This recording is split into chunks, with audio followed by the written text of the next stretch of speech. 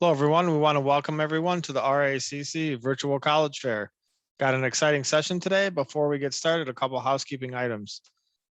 If you have questions, you can use the Q&A button to type your question to the presenters at any time. Also note that your camera and microphone are off so our panelists can't see or hear you. We have additional sessions on the StriveScan website if you have interest in another institution, so go ahead and sign up for those sessions at your earliest convenience. We are recording today's session and we'll post it out on the StriveScan website after the call. You can view it at strivescan.com/RACC. With those items behind us, we'll turn it over to our first presenter from George Mason University. Awesome. Thank you very, very much, Dave, and welcome everyone. And I want to say hello to my colleagues as well, all a little bit tired nearing the May 1st deadline, but all having fun, I'm sure. Let me go ahead and share my screen here. So I am here to talk to you folks a little bit about George Mason University as soon as I can get this to work. Awesome. George Mason is a tier 1 research institution. We're just 20 minutes south of Washington, D.C. in Fairfax, Virginia. So think large public research school, one of the few options for a large public research school in the greater DMV area, other than, of course, the University of Maryland, who you're also going to hear from. So we are the largest public research institution in Virginia, 25,000 undergraduates, 37,000 total students, so quite a large graduate population. We have the youngest law school in the top 50. So of course, if you're thinking Washington, D.C., for better or for worse, it's a city made of lawyers. So, think of that how you will. But we have a wonderful law program, a 3+3 accelerated law program as well. So happy to talk about that at length later. Second largest residential campus in Virginia, second only to Virginia Tech in beautiful Blacksburg, Virginia.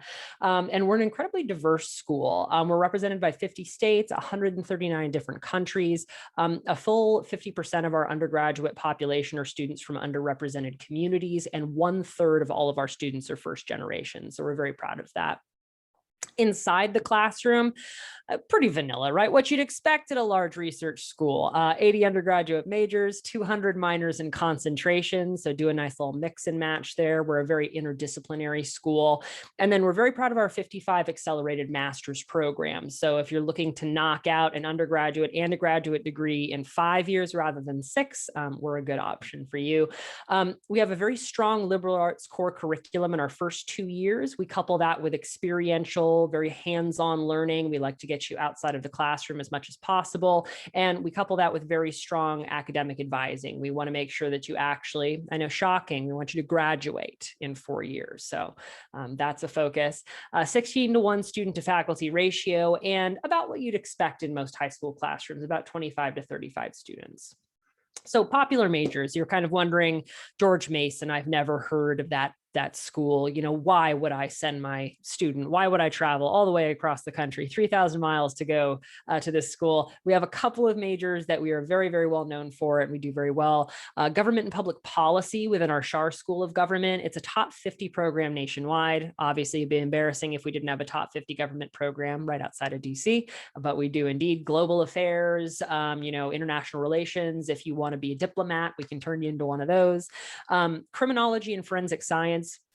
We're a really good pipeline program for institutions like the FBI, DEA, Department of Homeland Security. So if you're looking to get involved with federal law enforcement, we're that good option, as well as cybersecurity engineering, frankly. So if you want to work in either private industry or for federal law enforcement, doing anything computer sciencey or cybersecurity related, we have a full program in that within our School of Engineering. If you're a boring student, no, I'm just kidding. Economics is a good option for a lot of kiddos. If you particularly want to study the Austrian School of Economics, if that really thrills you, it's a double Nobel Prize winning program. So we certainly invite your applications for that. Great pre-programs, pre-med, pre-law, global affairs, as I mentioned, if you want to do that sort of international relations focus. We have a great College of Visual and Performing Arts. Our dance program is fantastic. Theater and musical theater are also wonderful. And then bioengineering and neuroscience, if you really are looking for more of that, that sort of pre-med field, that's what we have for you. Here's some of the no-name places where we send our students. You probably haven't heard of any of these. NASA the Smithsonian, Northrop Grumman, you know, little places like that, National Institutes of Health. That's not the Walgreens symbol. That's actually the Washington Nationals. So for things like sports management, the Kennedy Center. So tapping really into that greater DC area, lots of private industry, lots of government contracting. And of course, you can work on Capitol Hill, the White House, in an embassy, all of these fun places. Honors College. Always recommend that students who are looking at a larger institution and want sort of a smaller field, but to still benefit from the resources of a larger research school, always look at the Honors College. Smaller classes, a little bit more challenging, more access to your professors and exclusive research. And of course, the best thing that you'll ever get in college that we're all very happy about, priority registration. You don't have to take that pesky 8 a.m. class. You can get that preferred schedule, my friends. That's me. That's my email address. And I believe I'm going to hand it off to my wonderful colleague at Loyola Chicago. You sure are. Here I am. I'm going to just share my screen here. My name is Emily. I do represent Loyola Chicago, which is in Chicago.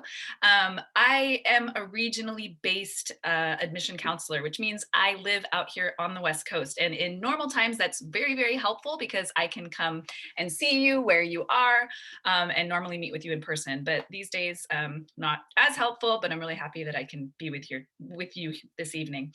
Loyola Chicago is a mid-sized university, just over 12,000 undergraduate students, which makes us a big enough that it feels bigger than your high school, a lot bigger than your high school, but small enough that our class sizes are 26 students on average, and it feels like a very individualized educational experience that you're going to get at Loyola Chicago.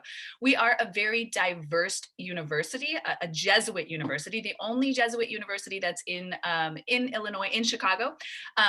We have all 50 states represented on our campus, and California is actually our second represented state after Illinois. So you're going to find lots of students from the West Coast on our campus, and as well as students from many international companies as well.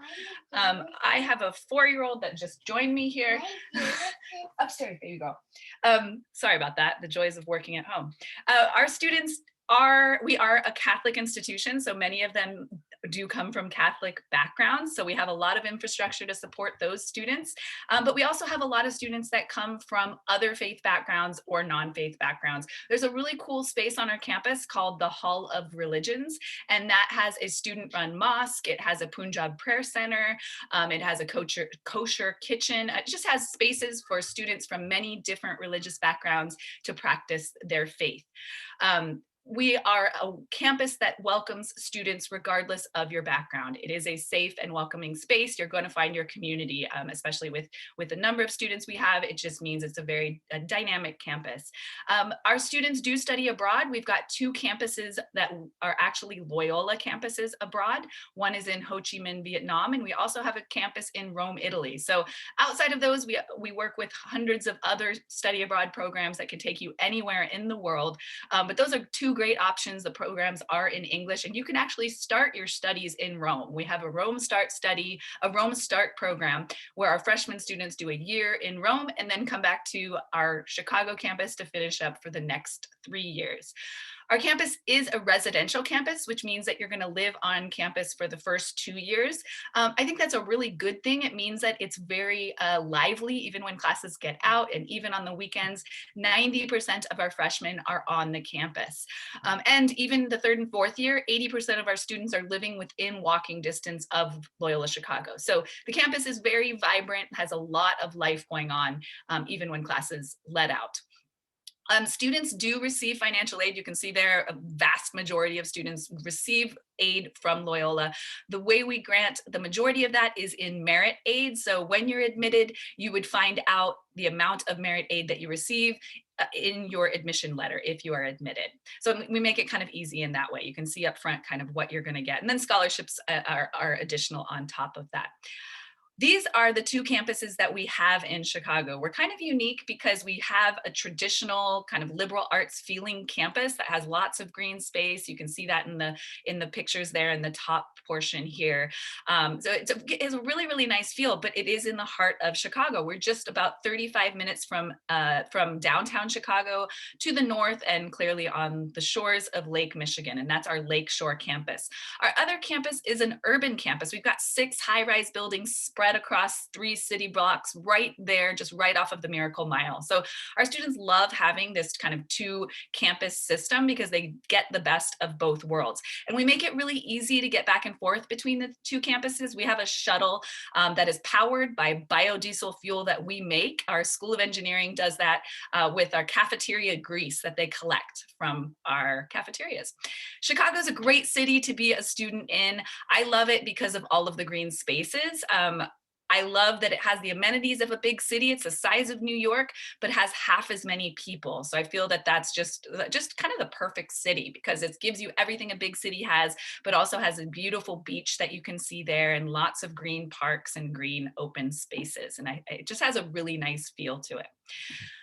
These are the programs that we have open to undergraduate students. We've got 8 different schools, 80 plus majors and 80 plus minors. Students can major across schools. They can double major. They can choose a minor from another school. The only exception to that is our nursing program. Our nursing program is a direct entry nursing program, meaning that you need to apply for it when you apply to Loyola Chicago. Outside of nursing, you could come in undecided and then declare your major. You could come in as a chemistry major and graduate as a theater major. You've got those 4 semesters to figure it out. Lots of clubs that you can see here. I can't unfortunately go into each of those this evening, but we are Division I. We've got intramural clubs, sports, and students can get involved in a lot of that. We are open for visits right now. We're gonna open to juniors and sophomores starting in just a few weeks. So we do hope that you will come and visit us on our campus. I'm gonna put a contact where you can reach me into the chat. If you have questions, please feel free to reach out. I hope to hear from you. Thanks. Emily, thanks so much. We're on next to the University of Idaho.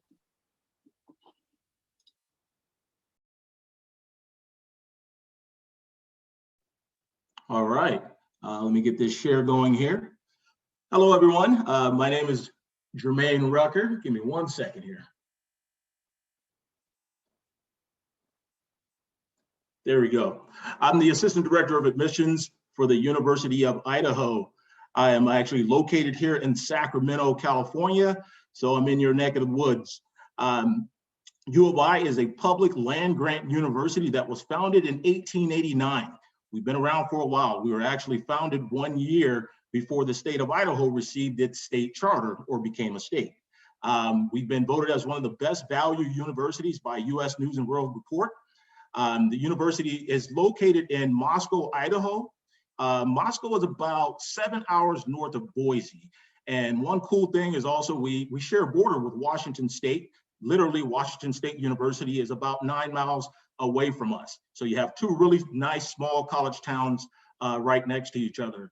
The city of Moscow is about 25,000 people, but our campus, U of I, our main campus in Moscow is about 9,000 students. And that includes our graduate students. And so you'll see some numbers, probably if you're on our website, it'll say 12,000 students, but that also includes our satellite campuses that are throughout the state, our smaller satellite campuses, okay? Idaho's U of I is considered Idaho's premier research university.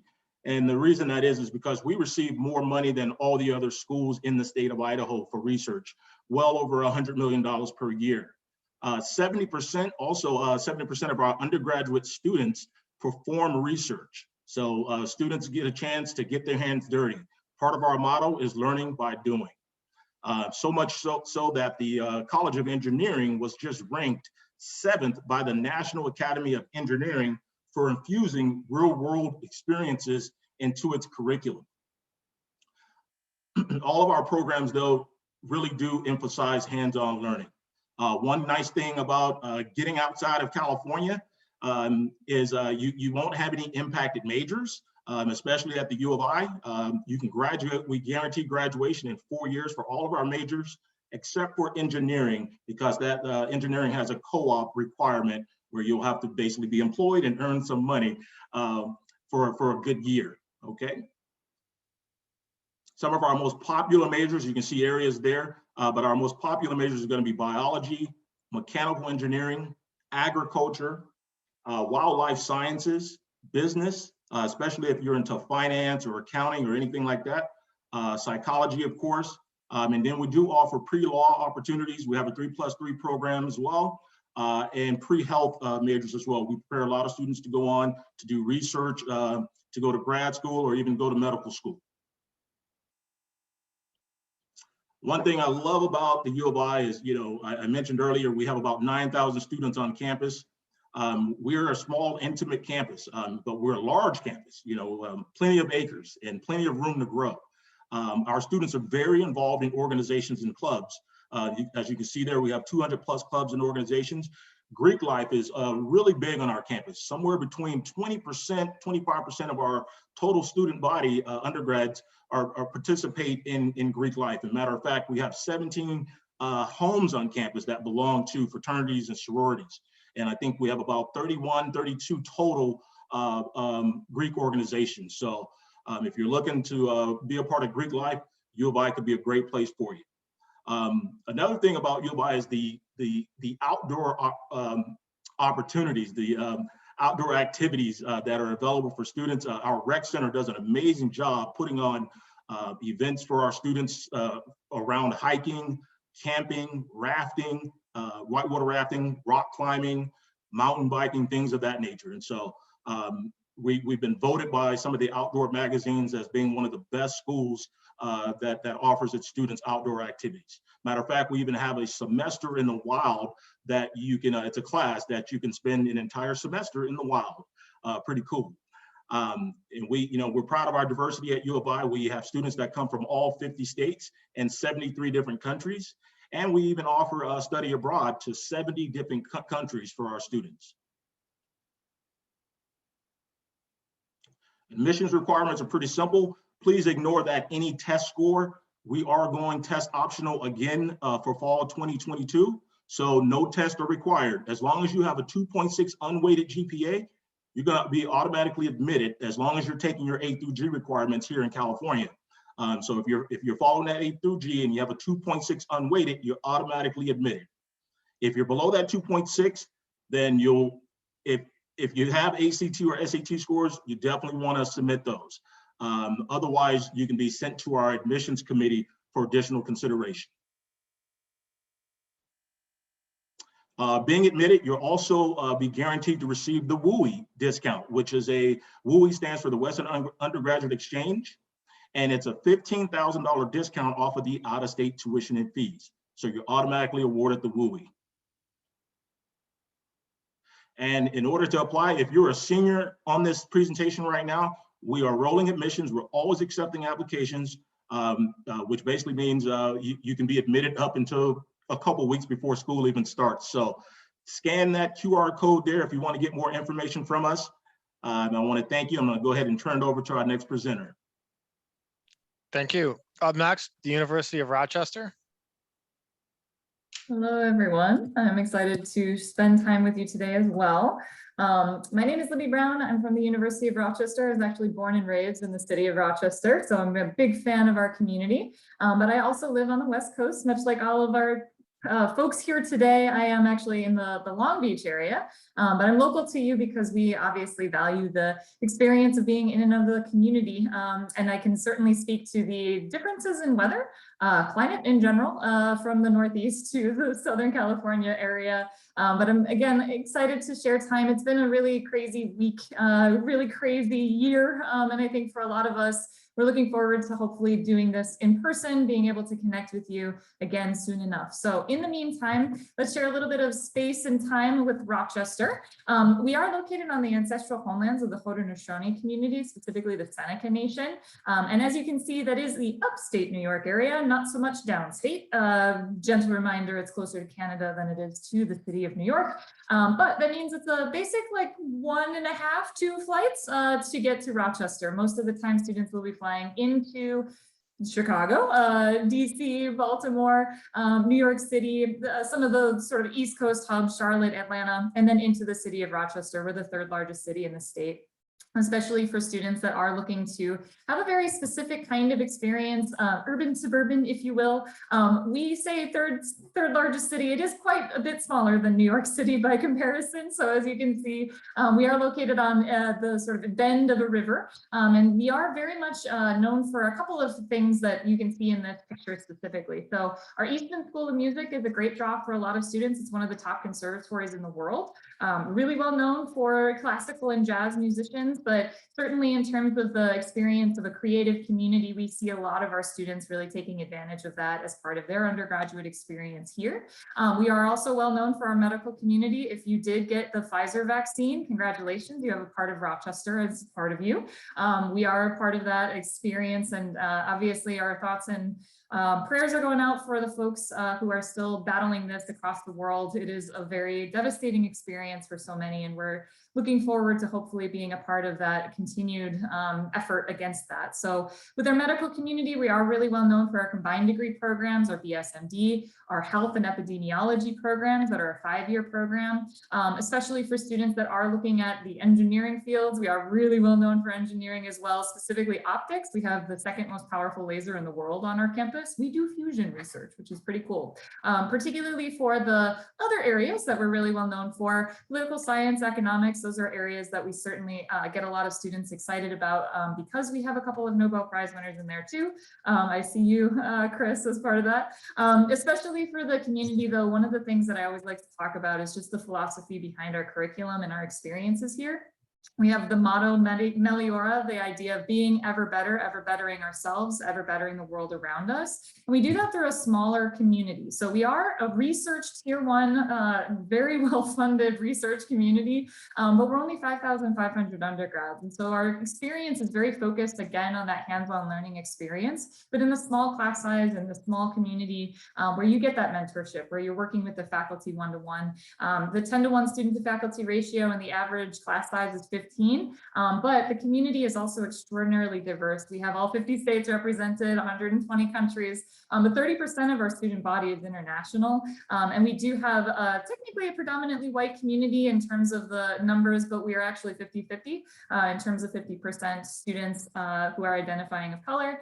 We have a very large LGBTQI community, and we do have a very strong orientation towards the 1st-gen experience as well. One of the things that I really appreciate at the bottom of the screen, you can understand a little bit of what our curriculum sort of entails. You see double majoring is a very popular thing. It's because we don't have general education requirements. All of our students are able to double major, triple major, quadruple major, change their mind, move around.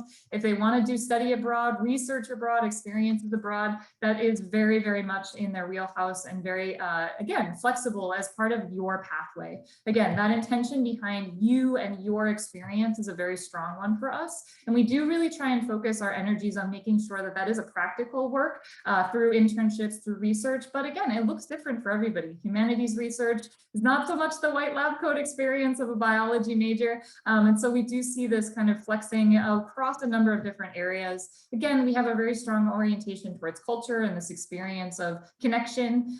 We are a Division III school, so you probably won't see us on ESPN except for squash. But especially for the experiences, we have a very robust community in terms of student life and organizations. Most of our students live on campus with us all 4 years. I did want to emphasize, obviously, that our community is, again, a part of a holistic review. We're thinking about those values and thinking about the experiences that you've had. Obviously, it's been an extraordinary year, and we do want to emphasize that connection with us, that interview or that experience of communicating with us is great, but we are a community that does meet 100% of demonstrated need, financial need. We are a community that offers merit scholarships on top of that. And so any questions that you have, I'm always happy to answer. Obviously with the test optional experience, we've been test optional, we remain test optional. That's not tied to your merit scholarship at all. And we do obviously want to hear about your stories. What's the experience been for you this year? How have you been impacted? So I'm looking forward to sharing more time with you in the future. And I hope that you all stay safe, stay well. Thanks again. And up next, I think we have the University of New Hampshire. Thank you, Libby. Right, so I will share my screen. Hi, everyone. This is Nian Quach, and I am your admission counselor from the University of New Hampshire. So UNH is a flagship public Tier 1 research university in the state of New Hampshire.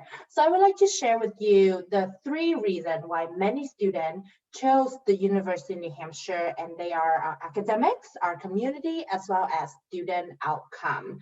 I'll start by talking a little about our academics. So UNH offer over 100 different majors for you to choose from. And one of the things that distinguish UNH and its learning experience is our focus on research. So regardless of your major, you are encouraged, and I think more importantly, have the opportunity to do research during your 4 years with us. And at UNH, you do so at a top tier research university. We are one of just 20 land, sea, and space grant university in the country, and one of just 3 public Tier 1 research university in New England. So here are the 5 colleges within the University of New Hampshire. All programs at UNH are direct entry, including nursing, our engineering program, computer science, as well as business. We also have unique programs such as equine studies and popular program, including marine biology. All are test optional and none are impacted. We also have over 50 research center and institute, and I would like to highlight a few for you tonight. So this is the image of our Interoperability Lab, or IOL, which is one of the world's leading testing facility for data and networking products. It's actually employed many of our current undergraduate students, especially those in computer science as well as engineering. This is also where the first Apple iPhone was tested by our students before being released to the market. Super cool if you ask me. So our research also goes beyond the STEM field. So here are images of exercise science lab, the organic dairy research farm, so amazing ice cream on campus. And of course, there are many amazing facilities available to our liberal arts students, such as the Center for Research on Child Development. The second aspect that I would like to highlight for you is our community. We currently have over 13,000 undergraduate students. So this means that we are big enough to offer you the diverse experiences, the opportunity, while still offering that tight-knit and personal experience with your faculty, your classmates, and of course, a lot of school spirit. Our students also embrace the opportunity that our location, our residential campus, and our size offer them. Students actually guarantee housing for all 4 years, and the vast majority actually do live on campus, which had a very classic New England college feel with 27 different resident hall and 3 award-winning dining hall throughout the campus. Our students also keep very busy on and off campus during the week as well as on the weekend. So whether you're going to, Division I athletic event or participating in, one of our 250 different student clubs, as well as exploring the area around Durham. Our location is actually a huge draw for students, especially from California, as it offers students a lot of different, opportunities, such as grabbing coffee in Durham, going on a walk on the beach, as we're only 20 minutes away from the Atlantic Ocean, going skiing in the majestic White Mountain, or simply, heading to Boston, which is only an hour away for an internship, to shop, or to go to a Red Sox or Celtic game with your friend. Finally, regarding the location, our Durham campus is super easy to get to. There are direct flights daily from all the major airports in California directly to Boston. And since, again, we are only an hour north of Boston, there's actually really easy access to and from Boston Logan Airport, either by bus or by the Amtrak train, which stop right on campus. So we can take you directly from Boston to UNH. So the third aspect of UNH that I want to highlight for you is our student outcome. As you can see, that overall, the vast majority of our graduates actually reported that they are employed in graduate school, and that if they are working, the majority report that their job is related to their major area of study at the University of New Hampshire. I think these results really speak to the value of a UNH education. Lastly, touch quickly on admission, have several application deadlines, same day every year. Again, test optional. I also want to highlight that we provide quite a bit of financial support to our incoming students, including those from California, in the form of need-based aid as well as merit scholarship. And with that, I would like to wrap up with the story of Charlie Neesham, who graduated from UNH back in May of 2020. So not only is he a UNH Wildcat, he is also one of SpaceX's newest engineers. One of my favorite about Charlie's story is that his quote on how life is about the moment. So one of the big moments for him was, majoring in mechanical engineering with a focus in aerospace at UNH. And then the other big moment for him was being a part of UNH robotic team and meeting Elon Musk when we were competing at a national competition. So with that, whatever the moment will be for you, please let UNH help you prepare for it. Thank you for your time. Here's my contact information. And I would love to hear from you. And with that, I'm going to pass it on to the University of Maryland. Thanks.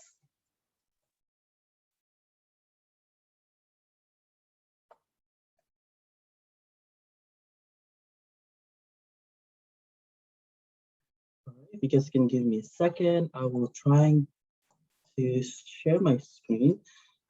Thank you so much, Leanne. Good evening, everyone. My name is Larry Kalangi, and I'm the West Coast Regional Admissions Coordinator for the University of Maryland, based in Los Angeles. I'm excited to discuss a little bit about University of Maryland College Park, who we are, what we've known for, as well as a little bit about the applications process with you all. To get started, here are Maryland by the numbers. UMD is now ranked number 19th among public universities and number 15th for most innovative schools by the US News and World Report's undergraduate ranking. We are a Tier 1 research institution and a part of the Big Ten Conference.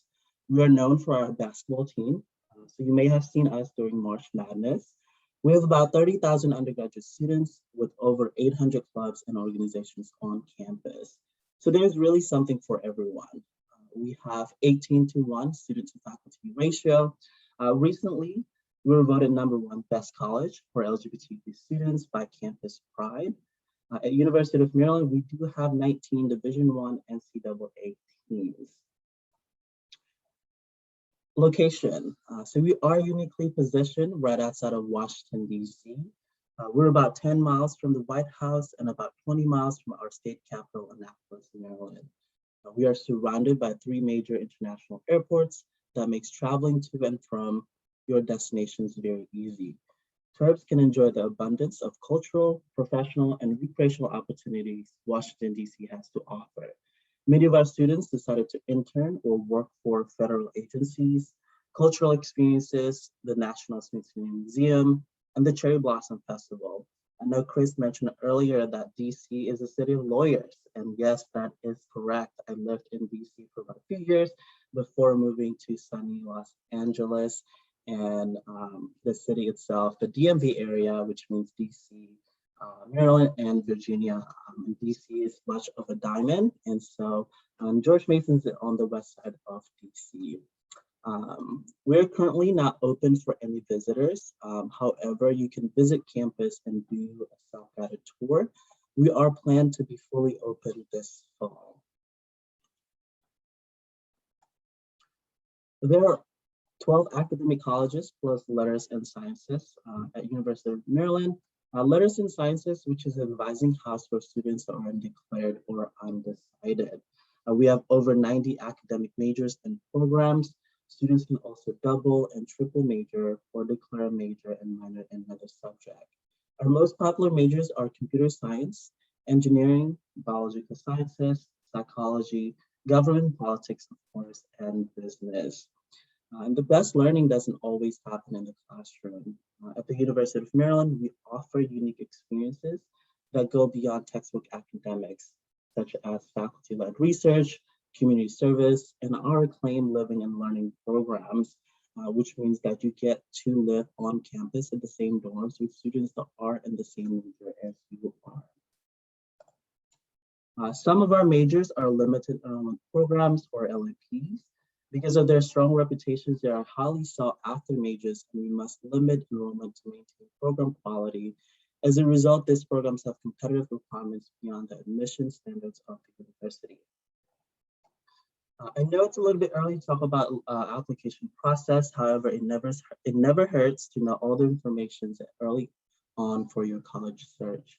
At the University of Maryland, we are both on common and coalition applications. We are not rolling admissions, and our application typically open at the beginning of August. We do require 2 letter recommendations, one from your teacher and one from your counselor. We love to see your performance in the classroom as well as outside the classrooms. This following year, for the fall of 2021 and spring of 2022, will be test optional. You will not be disadvantaged for not submitting your test score. Again, you will not be disadvantaged for not submitting your test scores for admissions as well as merit-based scholarship. We do require 1 essay since we do not have an interview process. This will get a chance for the admissions committee to get to know who you are. We do require 1 activity and resume. We love to see well-rounded students. And so if you have a lot of community service and held any leaderships in organizations and clubs, we love to see that. At UMD, we are an early action school, and our deadline is November 1st.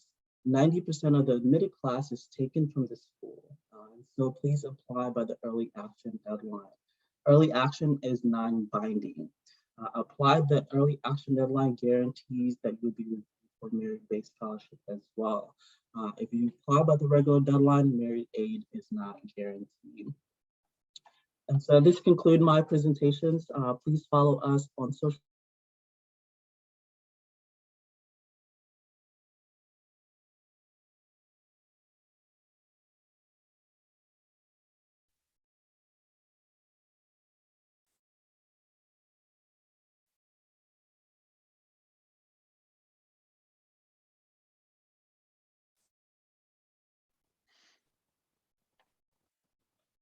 Looks like we may have lost Larry there. I'll go ahead and share a presentation that we'll ask our presenters to weigh in on. Bear with me here while we get it pulled up.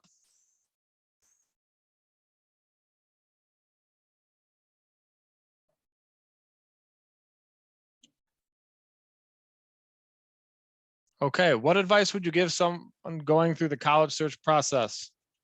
Starting out with George Mason. Gosh, nice and broad. I would say honestly, and this is going to sound like a broad platitude, but just chill out a little bit. It's really,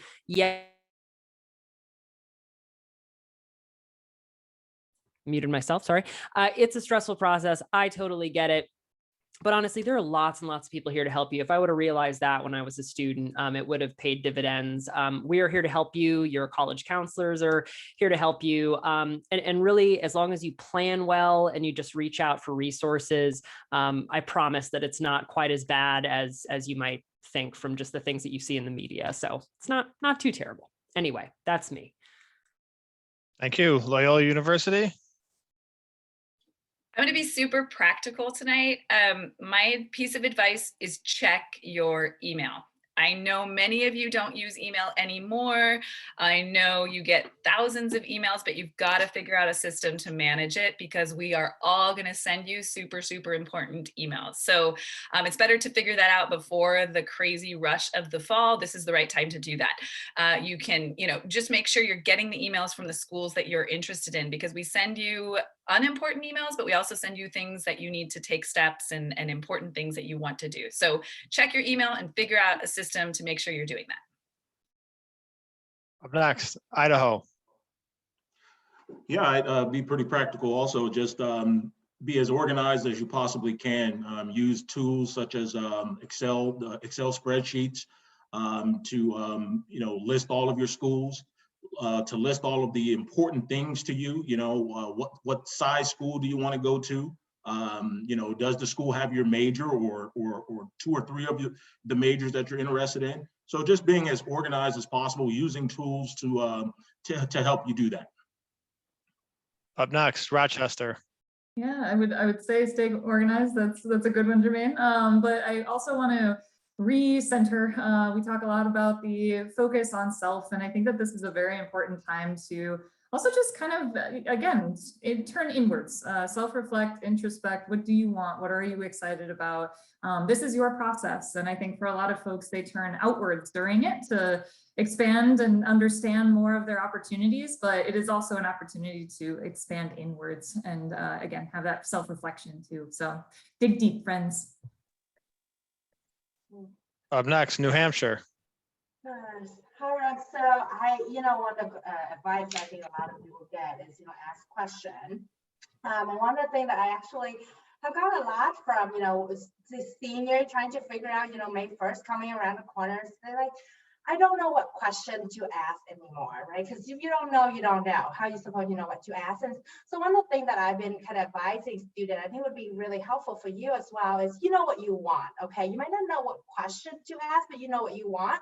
So when you talk to people like us, admission counselors, you can say, I'm looking to do this for, at the school that is affordable because this is my range of finance, whatever, you know your situation, tell your story, let us know, share that information with us, and we will use our wisdom and our knowledge to guide you in the appropriate path. We promise you, we will give you the information if you will just let us know what's going on. So that's my advice. Thanks. Last but not least, Maryland. All right, all great advice from all of my colleagues here. I'm going to be a little bit personal. As a first generation college graduates, I remember that it was such a scary time to research for college. My parents didn't know what questions to ask. I didn't know what questions to ask. And now that I work in higher education, we are here for you. And I think that one advice, and I want to piggyback from what Leanna was saying, is that get to know your admissions counselor. We are here for you. Reach out to us via email, call us, set up one-on-one meetings if you're available. And we are here as a resource. And we want to help you navigate through all this college admissions process. And with that is my advice for you all today. Thank you. In the time we have left, we'll go to our last question. Give an interesting or fun fact about your school. Again, starting at the top with George Mason. Hit me hard. We are, I guess this is not super fun, but we tend to be a big pit stop for a lot of political figures. During campaign season, we're just so close to DC, and I'm sure that Larry's going to agree with that. Probably a big stop for them as well. This year, our commencement speaker, for example, is Dr. Jill Biden, if you've heard of her. So very exciting. That's our fun fact. Loyola. Yes, the fun tradition I would like to mention is what we call senior finals breakfast. Finals breakfast takes place at midnight, and it's served by our faculty and our staff. They actually serve our students. So very much in the tradition, the Jesuit tradition of service, but it's really a fun time where our students can kind of take a break and interact with their faculty, who they're going to be taking exams from very soon, but actually get served by them. So the students really love that. Very good. Idaho. I don't know if it'll be so much a fun fact, but it is a fact that one of the co-founders of SpaceX, along with Elon Musk, is an alumni of our university, and he was a mechanical engineering major, and his name is Tom Moyler. Tom just retired from SpaceX. He was in charge of all things rocket propulsion. So if you're a mechanical engineer and you want to get into aerospace, and you want to do it with the best company that's out there right now, contact me at the University of Idaho. Fun fact. Thank you. Rochester. I already shared a couple of fun facts about like lasers and geeky stuff. So I guess I'll share that right next door to us is a cemetery where 2 major famous historical figures in the Rochester area are buried. One is Frederick Douglass of the North Star and the abolitionist. He is buried literally right next door to our campus community, right near Susan B. Anthony, suffragettes. So they have a very important role that they've played in the university and the city of Rochester, and obviously all of our lives. So that's a fun fact. Up next, New Hampshire. Sure. I was going to share that, UNH has been a part of like 24 space mission since like the 60s. But I'm going to switch it up and go sustainability, because that's another part of, who we are. So we are actually the first university in the nation to use landfill gas as its primary fuel source. So all our resin hall are actually heated in New England winter, mind you, by landfill gas. So there you go. Last but not least, Maryland. So University of Maryland, we are big on school spirit. Our mascot is the diamondback turtle. And actually at the end of this mall right here, there's a statue of Pseudo.